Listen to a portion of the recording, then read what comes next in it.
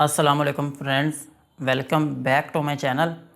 आज का हमारा टॉपिक है एमलोडिपिन टैबलेट।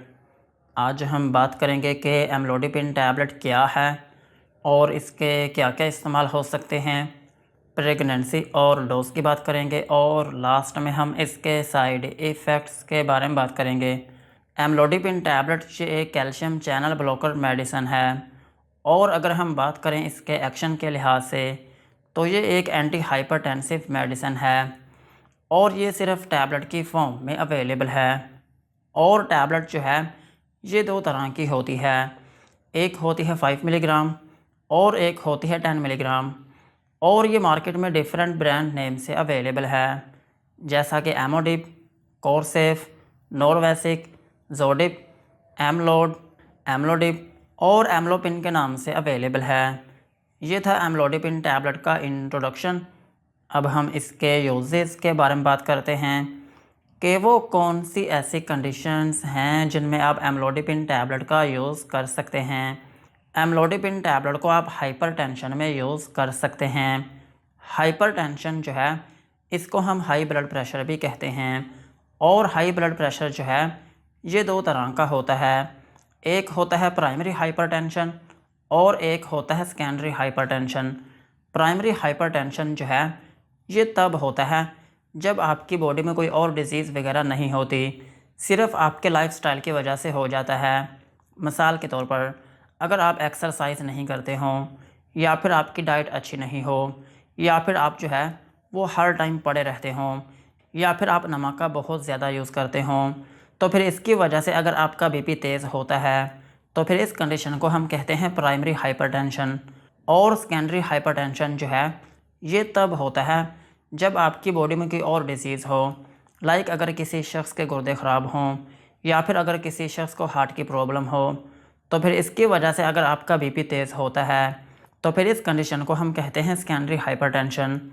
और इस टैबलेट को आप दोनों तरह के हाइपरटेंशन में यूज़ कर सकते हैं। और एमलोडिपिन टैबलेट को आप एंजाइना पेक्टोरिस में भी यूज़ कर सकते हैं। एंजाइना पेक्टोरिस जो है ये एक हार्ट रिलेटेड चेस्ट पेन है जो कि आपकी बॉडी में हो सकती है।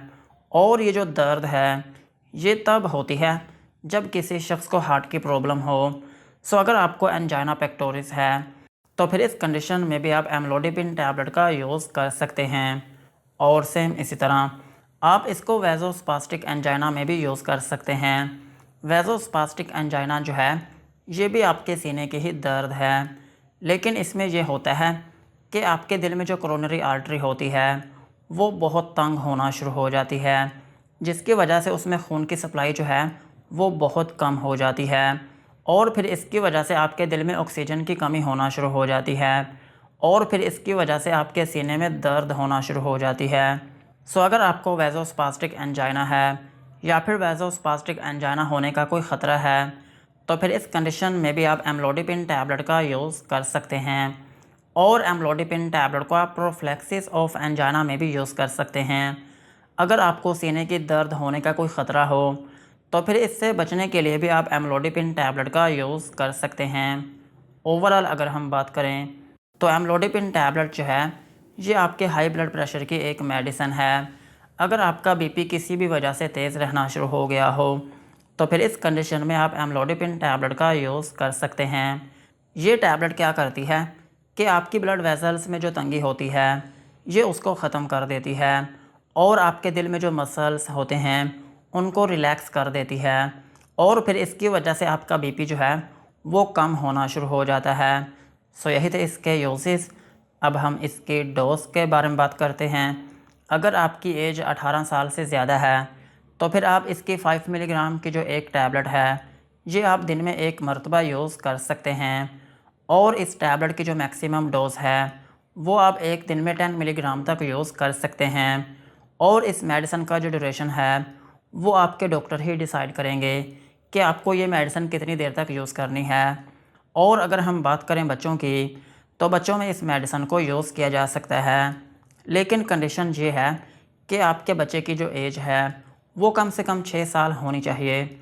और अगर आपके बच्चे की एज 6 साल है या फिर 6 साल से बड़ा है तो फिर आप उसको 2.5 मिलीग्राम से लेकर 5 मिलीग्राम की जो डोज़ है वो आप दिन में 1 मरतबा यूज़ करवा सकते हैं।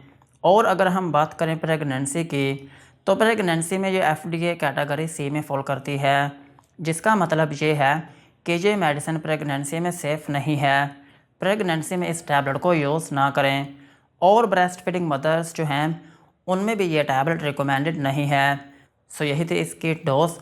अब हम इसके साइड इफ़ेक्ट्स के बारे में बात करते हैं कि अगर आप एमलोडिपिन टैबलेट का यूज़ करते हैं तो आपको क्या क्या नुकसानात हो सकते हैं। एमलोडिपिन टैबलेट को यूज़ करने से आपको हाइपर सेंसिटिविटी रिएक्शन हो सकता है, यानी कि आपकी स्किन के ऊपर रैशेस या फिर उसमें एलर्जी हो सकती है। और आपको नोज़िया या फिर वॉमिटिंग हो सकती है, यानी कि आपको उल्टी या फिर मतली आना शुरू हो सकती है। और आपको डायरिया हो सकता है, यानी कि आपको लूज़ मोशन आना शुरू हो सकते हैं।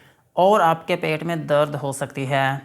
और आपको डिज़ीनेस हो सकती है, यानी कि आपको थोड़ी बहुत नींद आना शुरू हो सकती है।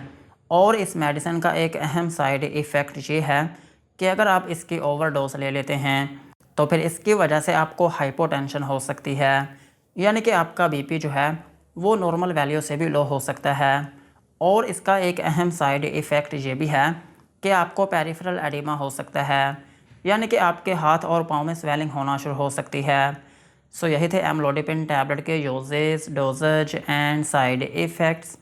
आज की वीडियो को यहीं पर ख़त्म करते हैं। वीडियो अच्छी लगी हो तो चैनल को सब्सक्राइब करें एंड बेल आइकन को प्रेस करें।